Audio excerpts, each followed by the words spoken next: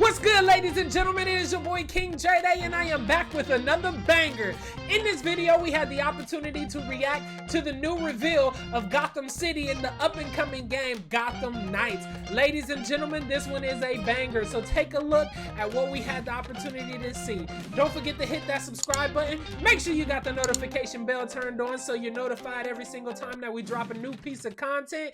And then do me a favor, give this video a thumbs up and go ahead and share it with a friend. See y'all later. Peace. 4, 3, 2, 1. In the 1650s, 5 families left Europe, eventually landing on the rain-swept islands that pepper the mouth of what would one day be called Gotham River. Those families, the Waynes, the Cobblepots, the Elliots, the Arkhams, and the Kanes, would build a colonial fort together and sow the seeds of centuries of dominance in the area. Okay, Gotham City some history. The city quickly spread beyond its original bounds, developing 5 boroughs, and in each, one of those 5 founding families would take root. In the early days, the Kanes established themselves on Gotham's natural harbour, now known as Historic Gotham, tying the family to their new country's military might, building ships and weapons of war. By the 1850s, Gotham had become a major trade hub, helped along by the industrialist Cobblepots and their smoke-belching Southside steel mills. Generational wealth, continued to transform over time. In the 1920s, the Elliots took hold of the 20th century's newest means of control, mass media, and built downtown Gotham in a new Art Deco image. By the 1960s, Gotham had truly become a patchwork of industry and architecture. The Arkhams settled in North Gotham, building their famous asylum. Yes, it's in the game, and Arkham Asylum. It's not as you've previously seen it.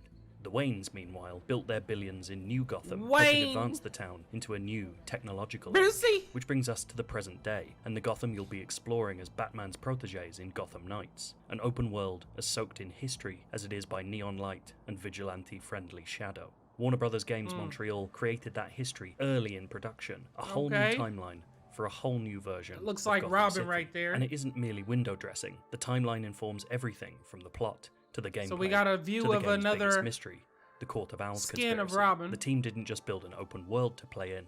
It's truly trying to build a city. Looks beautiful. If you pre-order the game, you get access to that bike right there.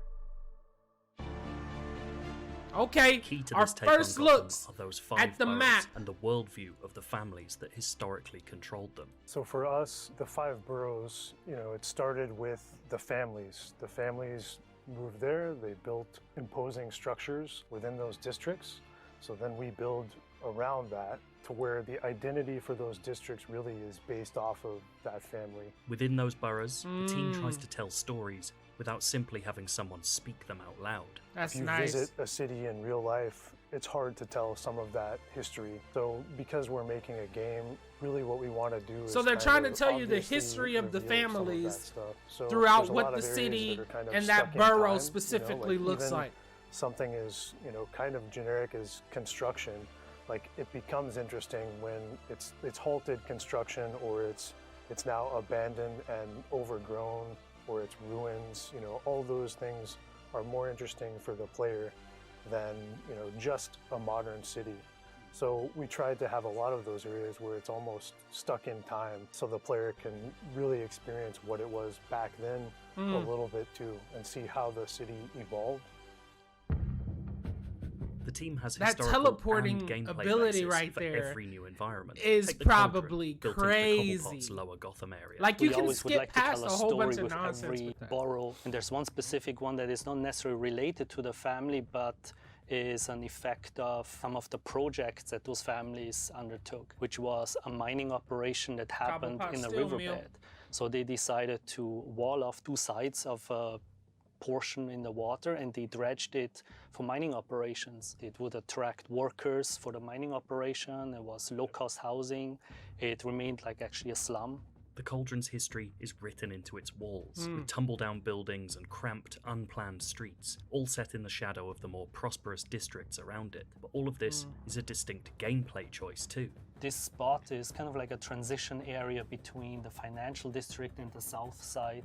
So we have like two So very they're really different putting the things, while emphasis being the on third being able thing that to is choose very your own play organic, style. has So a you have the completely ability to play different more way for stealth-like, the and you player also to have the navigate ability over. It's a to lot get more aggressive if you want to. parkouring. That So the nitty player always gritty. has the choice to pick the best tool and the best navigation verb to be as efficient as possible. And with different neighborhoods that will give You could even different teleport the bike to you. experiences. Oh my This interplay God. of history and gameplay can be seen across the Telling city. you, that the once ability is beautiful crazy. Robinson Park is a symbol of the city's decay, but it's also an open space where your usual stealth tactics may no longer work in the same way. The enormous Elliott Center is a literally gilded reminder of the family patriarch, complete with a museum exhibit about the family inside, and it's also a complex, multi-layered bit of vertical level design built to house the Mr. Freeze boss battle later in the game. And it's not just that timeline that acts as history here either. While this is a new take on Gotham, it includes many references to the They comic keep books it's showing born from. that. Of course, I there are buildings. wonder in why there, they keep right down showing to the deep-cut ability to use references the like the Noonan's Sleazy teleportation. Bar from Garth Ennis's Hitman series, but the very fabric of Gotham itself acts as an Easter egg in places. Perhaps most interesting is that this Gotham has a public history and a secret history. We already know the game will center on the Court of Owls, a shadowy, manipulative group born of the founding families. Gotham itself will reflect that conspiratorial past too. One of the things that we love about the Court of Owls, aside from the fact that that it's a new, fresh addition to the Batman canon, is that they represent a threat that is so embedded and so intrinsic to Gotham City that even Batman doesn't know about it. And the notion of a threat that is so intimately tied to a city that he considers to be his city, that he knows like the back of his hand, that he's been patrolling for literally decades at this point. That's a very intimidating and scary idea. With that in mind, So what you're starting to we learn knew is that the we Waynes needed to weren't as give good as we you thought. A sense They- of Gotham's they history had their- in order to be able to show they're all the doing ways in which this. the court is embedded in that. And the that corruption feeling of that Gotham. is kind of an adversary, and But Batman that is Court the of Owls is the standout. embodiment of that, the personification of it. The phrase commonly used at the studio for this is that they didn't just build up, creating those hugely visible landmark buildings and stories for every new district, but that they also built down. We started to imagine how the form of the city could be affected by that, and it started kind of helped suggest a geography, an urban geography to the city, going all the way back to like the late 1600s. And then we started to think, okay, well, what were the major events in history that they would have reacted to? Here's the is it progression. the Revolutionary War? Is it the kind of exploitation of the West, like the building of the railroads? Like all of these ideas became part of that conversation Then and we allowed have us to kind modern of day. build layers of accreted history. And we built it up and we built it down. Like we said, okay, what's buried under the city? Like what are the hidden secrets that you can find in the course of investigating the Court of Owls? Naturally, the team isn't talking too much about what those buried secrets might be, but we see hints of it as we're shown Gotham's open world. A seemingly nondescript building might be a gang hideout, which leads to a tunnel system that brings you into an exit into Gotham that you would never have guessed at, for example.